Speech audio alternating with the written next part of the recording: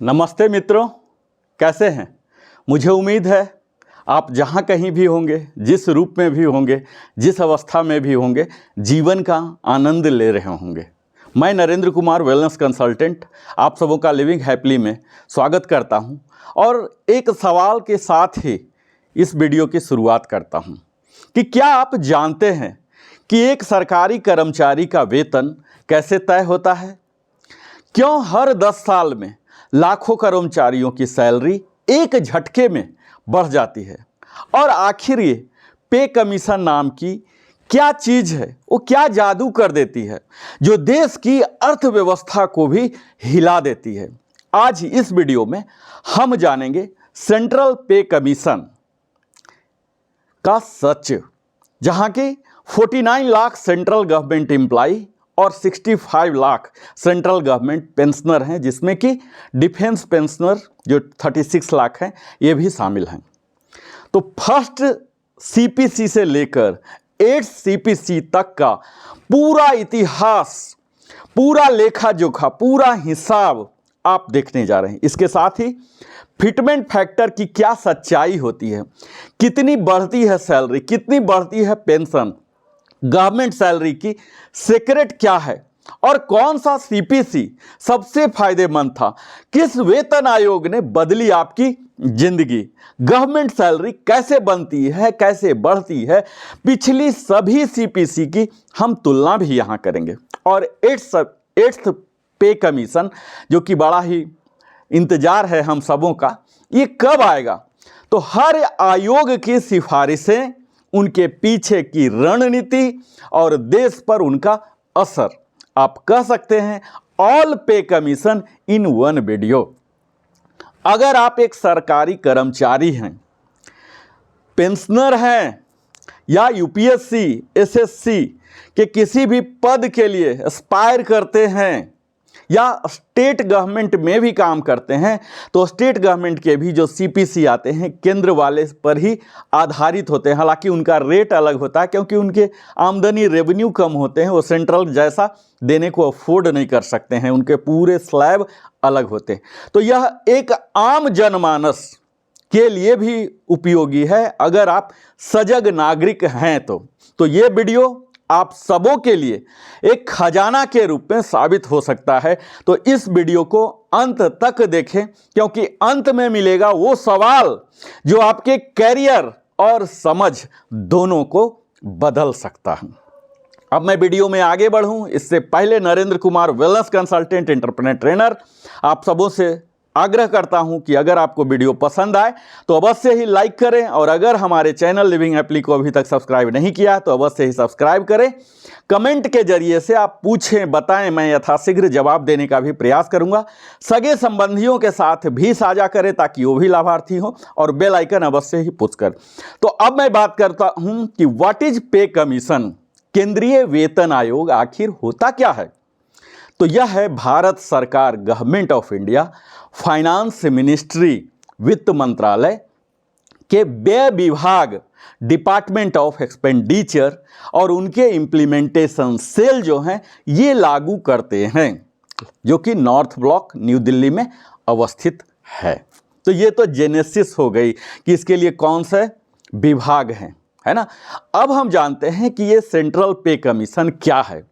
तो आप बड़े ही साधारण शब्दों में, सरल शब्दों में समझें कि यह भारत सरकार द्वारा समय समय पर, अक्सर 10 सालों पर गठित एक संवैधानिक संस्था है, कॉन्स्टिट्यूशनल बॉडी है, जिसका मुख्य उद्देश्य केंद्र सरकार के कर्मचारी, सेंट्रल गवर्नमेंट एम्प्लॉय और पेंशन भोगियों, पेंशनर के वेतन, भत्तों, उनके जो अलाउंसेस होते हैं, सुविधाओं होते हैं और जो सर्विस कंडीशन होते हैं, सेवा शर्तें होते हैं, इनकी रिव्यू की जाती है, समीक्षा करना है और उसमें संशोधन हेतु सिफारिश करना होता है। यह आयोग लगभग हर 10 वर्ष में एक बार गठित किया जाता है और इसकी सिफारिशें सरकारी व्यय, जो पब्लिक एक्सपेंडिचर होते हैं, और राजकोषीय नीति जो होती है, फिस्कल पॉलिसी, इस पर बड़ा गहरा प्रभाव, इम्पैक्ट डालता है। तो यह तो संक्षेप में भूमिका है कि व्हाट इज सीपीसी। अब हम एक एक करके अपने वादा के अनुसार आगे बढ़ते हैं। मुझे उम्मीद है आप पूरा धैर्य के साथ अपने साथ खाद्य पदार्थ, पेय पदार्थ, बेशक हेल्दी, अपने साथ रख के बैठिए, क्योंकि यह वीडियो हो सकता है लंबा हो और यह एक 8 सीपीसी का श्रृंखला है, उस श्रृंखला की यह पहली कड़ी है। तो मुझे उम्मीद है आप धैर्य के साथ हमारे साथ आगे चलेंगे। अक्सर मेरा वीडियो लंबा हो जाता है जहाँ कि मैं कुछ कर नहीं पाता हूँ। तो सबसे पहले हम बात करेंगे प्रथम वेतन आयोग की, फर्स्ट सीपीसी की। इसके अध्यक्ष जो चेयरमैन कहलाते हैं श्रीनिवास वरदाचार्य साहब थे और इसका गठन कॉन्स्टिट्यूशन जनवरी 1946 में किया गया था। और आप समझ ही रहे हैं कि ये देश की आज़ादी से पहले ही इसका गठन हो गया था। और इसकी रिपोर्ट प्रस्तुति, जो रिपोर्ट सबमिशन है, ये मई 1947 में हुआ था। यह क्या था समय? हमारी देश ब्रिटिश शासन के अधीन थी, हम पराधीन थे और भारत आज़ाद होने के जस्ट कगार पर था। वर्ल्ड वार 2 तुरंत हुआ था। जो हमसे बुजुर्ग हैं ये सब खूब आराम से विजुअलाइज कर सकते हैं कि क्या हालात उस टाइम, अगर हमारे व्यूअर में हैं तो 1947 वाले तो यहाँ प्रशासनिक ढांचे को भारतीय ज़रूरतों के अनुसार ढालने की आवश्यकता थी। उस ख्याल से इसका गठन किया गया था। अब मैं बात करूंगा कि क्या मुख्य सिफारिशें थी फर्स्ट सीपीसी की, यानी कि की रिकमेंडेशन क्या थे। तो इसका टैगलाइन था, जो अगर परीक्षार्थी हैं तो उनके लिए बड़ा ही महत्वपूर्ण है। उसका टैगलाइन था फर्स्ट सीपीसी का, लिविंग वेज, अर्थात जीविकोपार्जन योग्य वेतन की इस अवधारणा पर आधारित थी। उस समय आपको जान के बड़ा ही आश्चर्य होगा कि मात्र 55 रुपया, ओनली 55 रुपीज़ मिनिमम वेतन तय किया गया था और मैक्सिमम 2000 मात्र था। उस वेतन संरचना को एक सामाजिक स्थिति, सोशल स्टेटस और उनके कार्य की प्रकृति, जो नेचर ऑफ सर्विसेज थे, इसके आधार पर तैयार किया गया था। और यहाँ यह ध्यान दिया गया कि मानकीकृत वेतनमान, यानी कि स्टैंडर्डाइज पे स्केल की यहाँ से शुरुआत की गई। यहीं पर महंगाई से बचाव हेतु डियरनेस अलाउंस, जो आज डीए, डीआर पेंशनर के लिए डीआर कहलाते हैं, इसकी सिफारिश भी की गई थी। अब मैं यह भी बताता चलूं कि इस फर्स्ट सीपीसी का क्या प्रभाव पड़ा था हमारे राष्ट्र पर। तो भारतीय प्रशासन के वेतन ढांचे की एक बुनियाद, फाउंडेशन रखी गई थी, जहां की सामाजिक न्याय, सोशल जस्टिस पर आधारित इस वेतन की व्यवस्था का एक उस दिशा में अग्रसर होने का पहला कदम था। अब मैं बात करूंगा सेकेंड सीपीसी का, द्वितीय वेतन आयोग का, जिसका अध्यक्ष थे जगन्नाथ दास साहब। इसकी गठन की गई थी 1957 अगस्त में और रिपोर्ट सबमिशन हुआ था अगस्त 1959 में। स्वतंत्रता के बाद हम स्वतंत्र हो गए थे। इसके बाद देश में एक आर्थिक बदलाव और बढ़ती हुई जो महंगाई थी, इसके चलते वेतन पुनर्निर्धारण आवश्यक हो गया था, नहीं तो उसको मिटिगेट नहीं कर पा रहे थे जो हमारे स्टाफ थे। तो इसकी जो मुख्य सिफारिशें थी, यह था सिंप्लीफिकेशन, वेतन संरचना का सरलीकरण यहाँ किया गया था। और यहाँ जो न्यूनतम वेतन था, मिनिमम वेजेज की अवधारणा को 15वें भारतीय श्रम सम्मेलन, जो इंडियन कमीशन का हुआ था, इसके आधार पर, लेबर कॉन्फ्रेंस जो हुआ था, इसके आधार पर अपनाया गया। जो न्यूनतम वेतन मैंने बताया कि फर्स्ट सीपीसी में 55 रुपये 55 था, तो इससे बढ़ाकर 80 रुपये प्रति माह कर दिया गया था।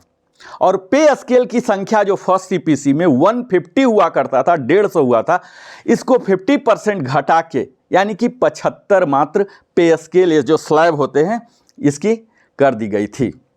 अब इसका प्रभाव क्या पड़ा था? तो वेतन में वृद्धि हुई, तो इससे निश्चित है कि सरकारी खर्च में बढ़ोतरी हो जाएगी। और यहाँ समानता और दक्षता, इफिशियंसी को बढ़ावा देने की कोशिश की गई थी। अब मैं बात करूंगा थर्ड सीपीसी की, जिसके अध्यक्ष थे रघुवीर दयाल साहब। इसका गठन किया गया था अप्रैल 1970 में और रिपोर्ट सबमिट किया गया था मार्च 1973 में। मैं आ गया था इस धरा पर।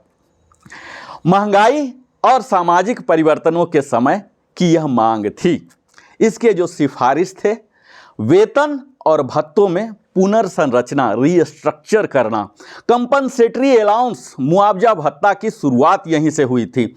कार्यों की जो जिम्मेवारी होती है, जो रोल एलोकेशन होता है, इसके लिए एक साइंटिफिक इवैल्यूएशन किया गया था, वैज्ञानिक मूल्यांकन का प्रारंभ किया गया था। और जो न्यूनतम वेतन 55-80 से बढ़कर 196 रुपया 196 रुपीज पर मंथ तय किया गया था।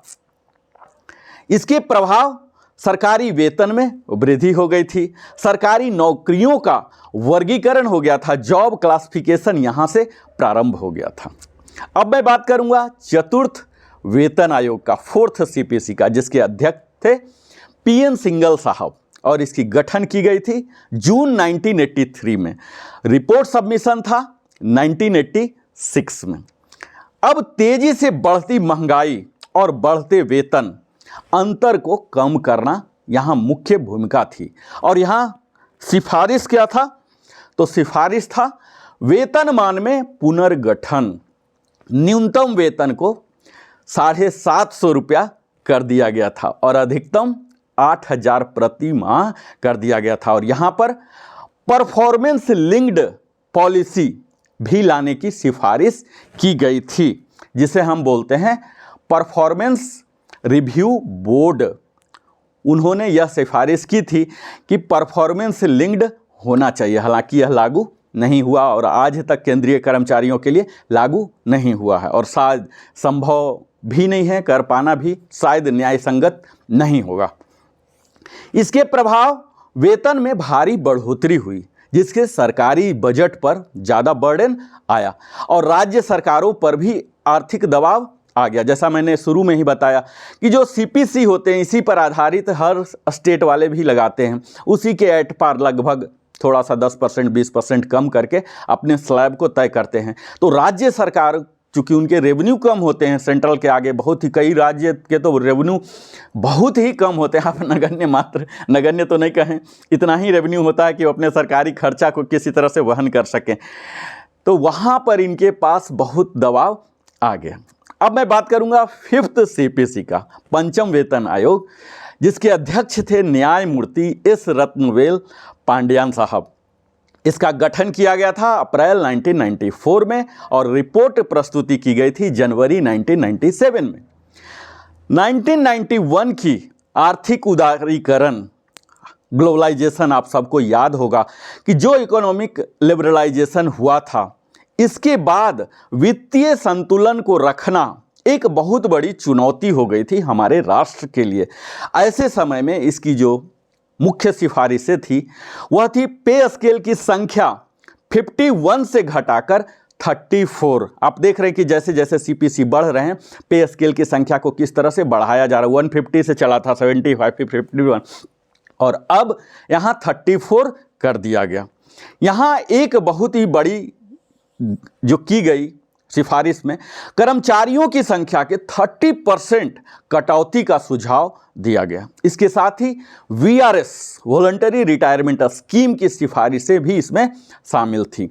न्यूनतम वेतन जो कि बढ़ाकर 2550 से करके अधिकतम जो था वो 26,000 कर दिया गया।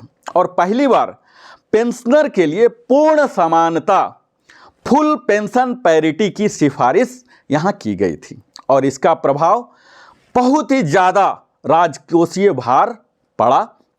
राज्य सरकारें सिफारिशें लागू नहीं कर सकी, जिससे कई राज्यों में विरोध और आंदोलन हुए। क्योंकि मैं बता ही रहा हूँ कि राज्य भी एट पार ही होते हैं, तो वहाँ कई विरोध का सामना करना पड़ा। अब मैं बात करूँगा सिक्स्थ सीपीसी का, षष्ठम वेतन आयोग की, जिसके अध्यक्ष थे न्यायमूर्ति बीएन श्रीकृष्ण। इसका गठन हुआ था अक्टूबर 2006 में और रिपोर्ट सबमिशन हुआ था मार्च 2008 में और लागू हुआ था 1 जनवरी 2006 से।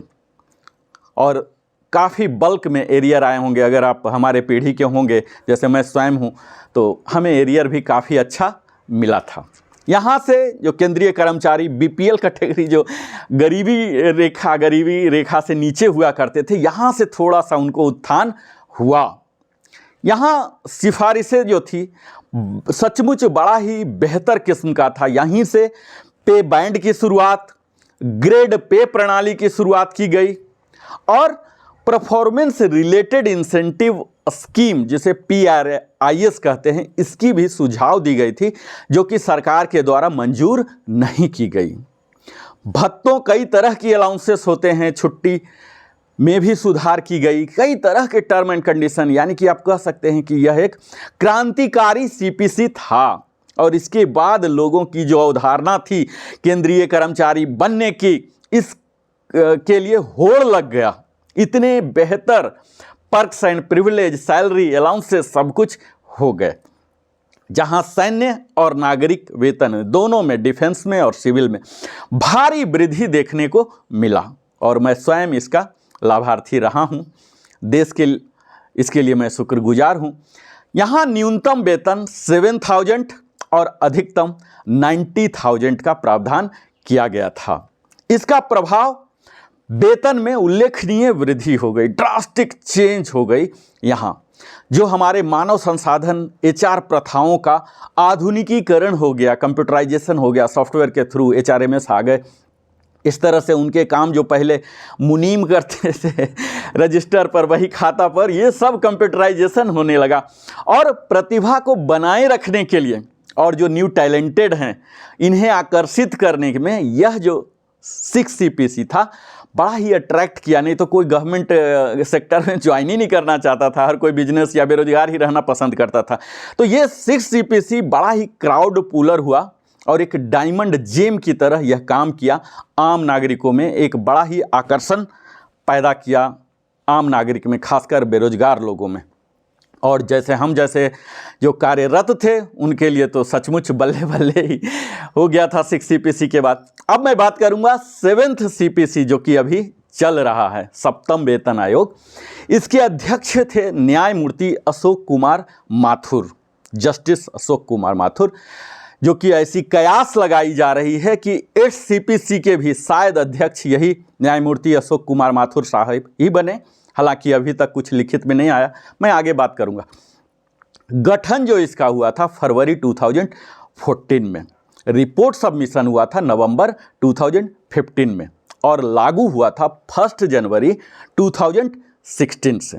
और इसके जो एरियर आए थे वो नवंबर 16 में आ गए थे। तो बड़ा ही प्रॉम्प्टली कह सकते हैं कि 7 CPC आया और काफ़ी अट्रैक्शन अपने साथ लेके आया। अब मैं बात करूंगा कि इसकी मुख्य सिफारिशें क्या थी। तो जो 6 CPC में पे बैंड और ग्रेड पे लगाया गया था, इसे समाप्त कर दिया गया और न्यू पे मैट्रिक्स बनाया गया और न्यूनतम वेतन 18,000 रखा गया और इसी तरह से पेंशन न्यूनतम 9,000 हो गया और अधिकतम जो है ये 2.5 लाख प्रति माह जो आज भी चल रहा है। हमारे महामहिम का जो वेतन है 2.5 लाख, हालांकि 2.5 लाख पर DA नहीं लगते हैं। इस तरह से इतना बड़ा आमूल चूल परिवर्तन इसमें किया गया। यहाँ एनुअल इंक्रीमेंट को प्रदर्शन आधारित करने की सिफारिश की गई थी, लेकिन सरकार के द्वारा इसे खारिज कर दिया गया, जो लगभग 3% 7 CPC में रिकमेंडेशन था, जो कि 3% अभी भी चल रहा है। आपके मूल वेतन का 3% प्रति वर्ष, कोई पदोन्नति नहीं भी मिला है तो इंक्रीमेंट मिलेगा।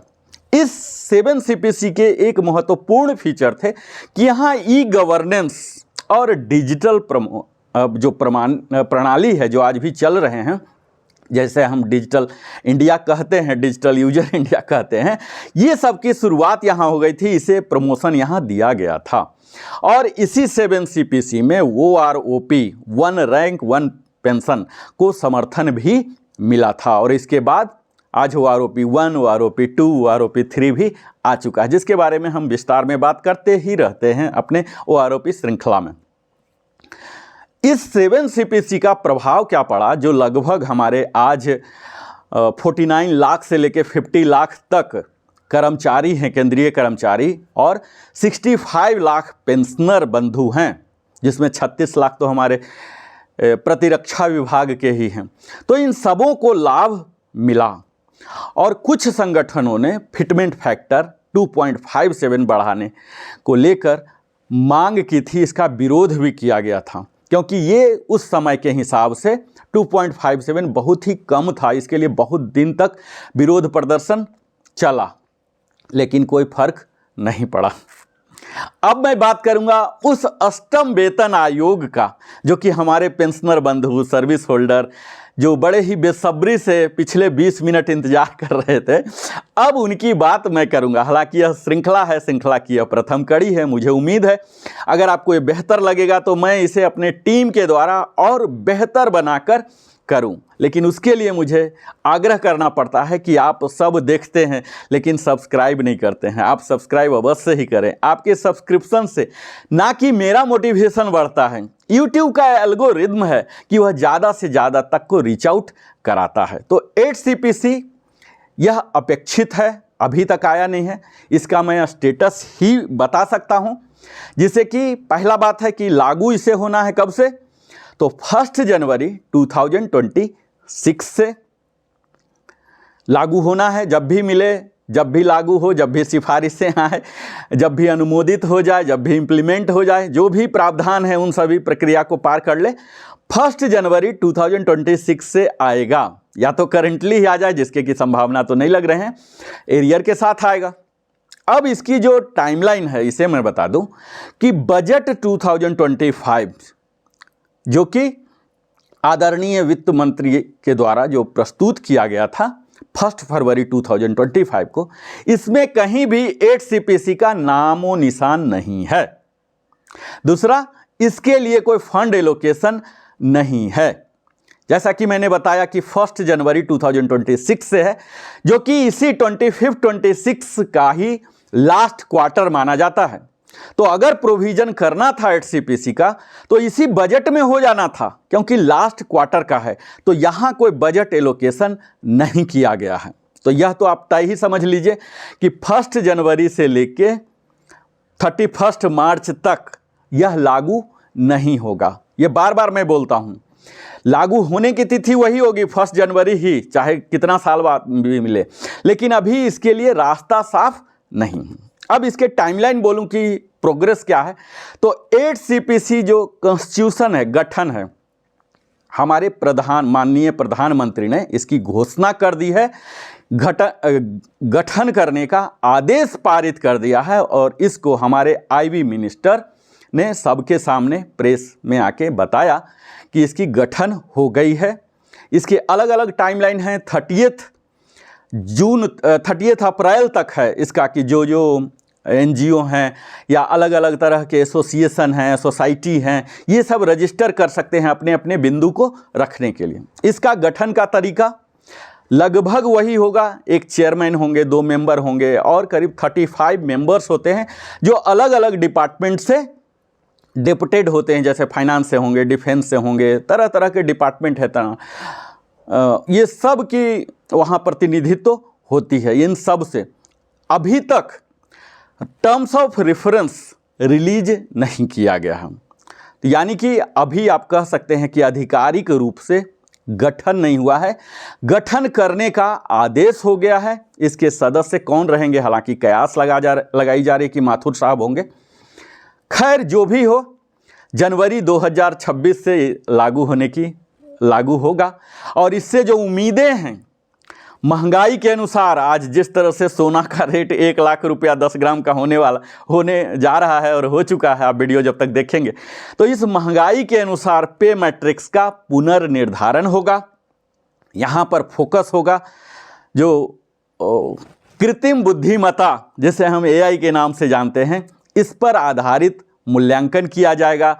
रिमोट वर्क मॉडल हो सकते हैं, जॉब ऑटोमेशन पर ध्यान दिया जाएगा और यहाँ निजी क्षेत्र की जो वेतन संरचना है इससे मेल किया जाएगा। जो प्राइवेट सेक्टर हैं, अभी जो पैरिटी हैं, आप देखते होंगे कि एक PSB के चेयरमैन साहब जो हैं और एक प्राइवेट बैंक के चेयरमैन हैं, उन दोनों के इसमें पैकेज में या पेमेंट में कह लीजिए 1/10 से भी ज़्यादा का डिफरेंस होता है। तो इसी तरह से गवर्नमेंट के स्पेशली हायर पोस्ट पर जो हैं उनके बहुत ही कम पेमेंट होते हैं, पेंशन होते हैं। तो ये जो डिफरेंस है इसे कम करने का प्रयास किया जाएगा। हालांकि यह देखा गया है कि प्राइवेट सेक्टर में लोअर लेवल में बहुत ही कम होते हैं, लेकिन गवर्नमेंट सेक्टर में, लोअर सेक्टर में भी एक सम्मानजनक स्थिति रहती है। तो यहाँ पर हम यह देखेंगे कि पेंशनरों और कर्मचारियों की नवीनतम जो उनकी आवश्यकताएं हैं, इस तमाम महंगाई को देखते हुए, आधुनिक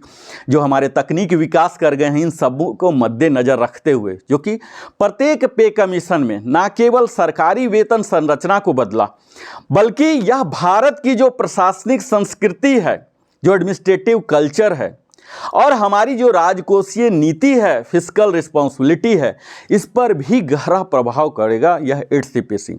जहां कर्मचारियों को समय समय पर वेतन में लाभ मिला, वहीं सरकार के सामने एक आर्थिक संतुलन, बजटरी बैलेंस बनाए रखना एक बड़ी चुनौती है आज के समय में। रिसेशन, जहां वर्ल्ड रिसेशन से गुजर रहा है और आज हम हमारे जो पड़ोसी के साथ जो संबंध हैं कैसे होने वाले हैं, ये सबको मद्देनज़र रखते हुए क्या होगा।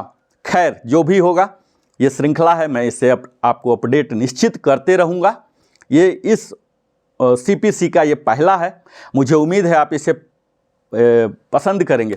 अब मैं उस मुद्दे पर बात करना चाह रहा हूँ जिसके लिए आप सबसे ज़्यादा इंटरेस्टेड होंगे, वह है फिटमेंट फैक्टर। मैंने सब बताया कि कहाँ 2.57 लगा, क्या डिमांड था, क्या हुआ नहीं हुआ। तो आप थोड़ा सा संक्षेप में ही जान लीजिए। हालांकि मेरा वीडियो ऑलरेडी लंबा हो चुका, संक्षेप अब नहीं रहा, पर समय की ज़रूरत है, तो अगर विषय की ज़रूरत है तो मैं परहेज नहीं करूँगा। फिटमेंट फैक्टर को जानने के लिए आपको यह समझना पड़ेगा कि यह एक गुणक है, मल्टीप्लायर होता है, जिसका उपयोग पुराना वेतन जो प्री रिवाइज बेसिक पे है, इसको नए वेतनमान में परिवर्तित करने के लिए किया जाता है। यानी कि अभी जो पुराना वाला था बेसिक, उसको कितना गुना किया जाए, ये एग्जैक्ट नेट डिफरेंस नहीं होता है। क्योंकि अभी के समय में देख लीजिए, मैं मई में वीडियो बना रहा हूँ, तो अभी 55% DA हो चुके हैं। अगर किसी का 20,000 रुपया है, 20,000 रुपया मूल बेसिक है, तो 55% ऑलरेडी है।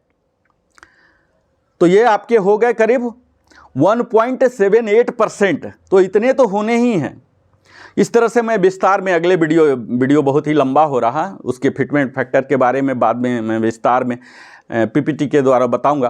तो यह वेतन आयोगों की सिफारिश का केंद्र बिंदु होता है। इतना जान लीजिए कि ये जो फिटमेंट फैक्टर होता है, कोर एलिमेंट है, जो सीधे तौर पर वेतन वृद्धि को प्रभावित करता है। और इसमें यही ध्यान रखा जाता है कि उसकी बढ़ोतरी एक सम्मानजनक रूप से हो। तो मैं यहाँ आपको बता दूं, जैसे मैं पूरा इतिहास ही बता रहा हूँ, आज इतिहास का ही क्लास है, तो इसमें मैं बताऊंगा कि वो सारे विभिन्न जो केंद्रीय वेतन आयोगों थे, CPC थे, उसके क्या फिटमेंट फैक्टर्स थे, वो एक नज़र दे लीजिए। तो 4th CPC जो 1986 में गठन हुआ था, इसका लगभग 3.8 था।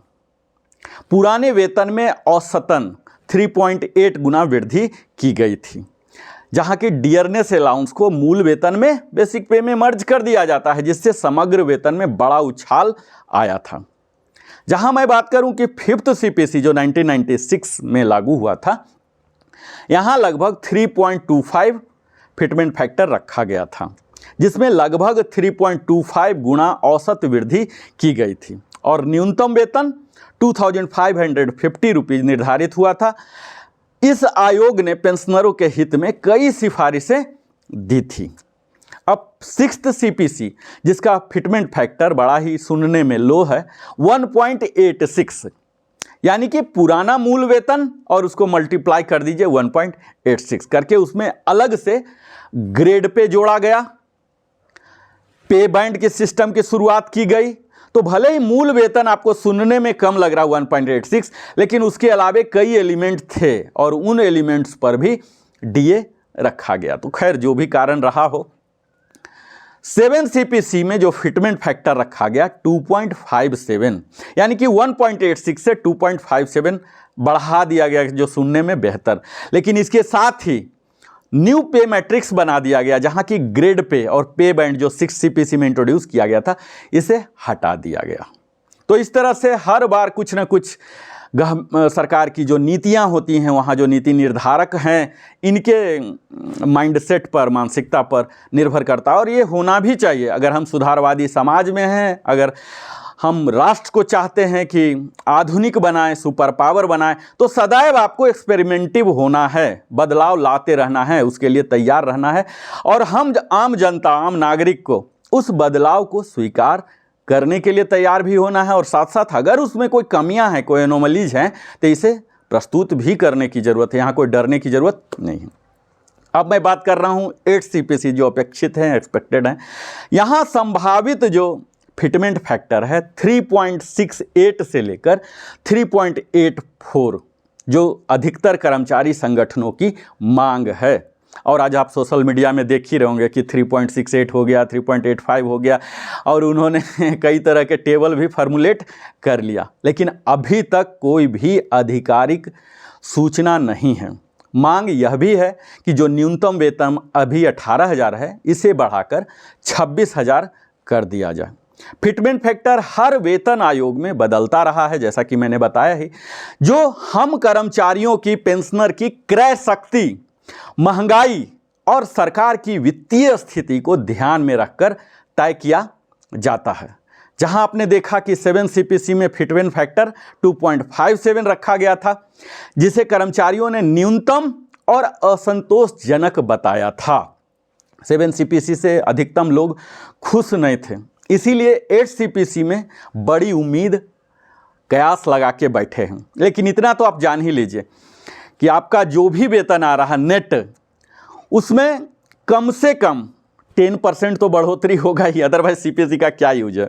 मिनिमम और मैक्सिमम जो कर्मचारी संस्थाओं का मांग है वो 38% है, यानी कि मौजूदा जो हमारे नेट पे ग्रॉस पे हैं, ग्रॉस पे में 38% की बढ़ोतरी हो जाए, क्योंकि महंगाई इतना ज़्यादा बढ़ गया है।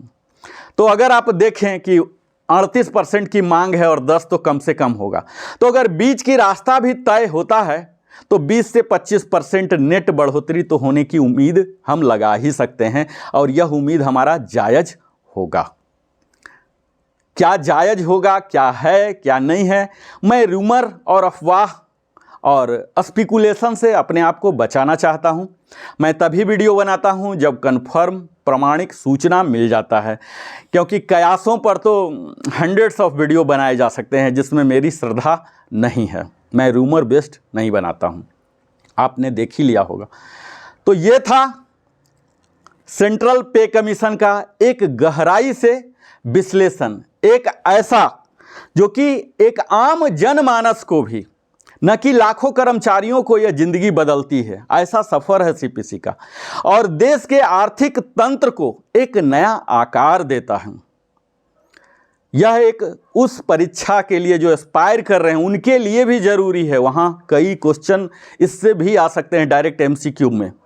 और एक आम जनमानस, जागरूक नागरिक को तो यह चाहिए ही कि सरकार का खर्च कैसे होता है, किस प्रकार होता है, क्या प्रावधान है, यह सब ही हमें जागरूक नागरिक बनाता है। अगर यह संपूर्ण जानकारी आपको उपयोगी लगा हो, अगर लगा हो कि कुछ स्पेशल जानकारी यहाँ दिया गया है जो कि आम वीडियो में नहीं पाया जाता है, तो इस वीडियो को और हमारे मेहनत को अवश्य ही आप सराहना करें, लाइक करें और अपने सगे संबंधियों, मित्रों के साथ साझा करें, ताकि हर सरकारी कर्मचारी, छात्र और जो जागरूक नागरिक हैं, इन सबों तक यह प्रामाणिक जानकारी उन तक पहुँचे।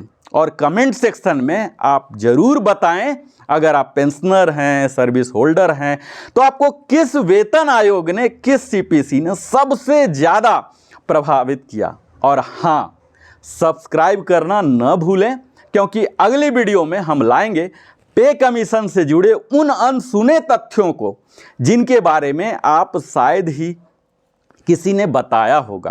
तो ज्ञान फैलाइए, समझ बढ़ाइए और अपने अधिकारों के प्रति जागरूक बनिए। मिलते हैं अगले वीडियो में, तब तक के लिए जय हिंद, वंदे मातरम।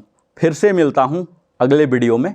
बहुत बहुत धन्यवाद, आपने जीवन की बहुमूल्य समय हमारे साथ बिताया। फिर से मिलता हूँ,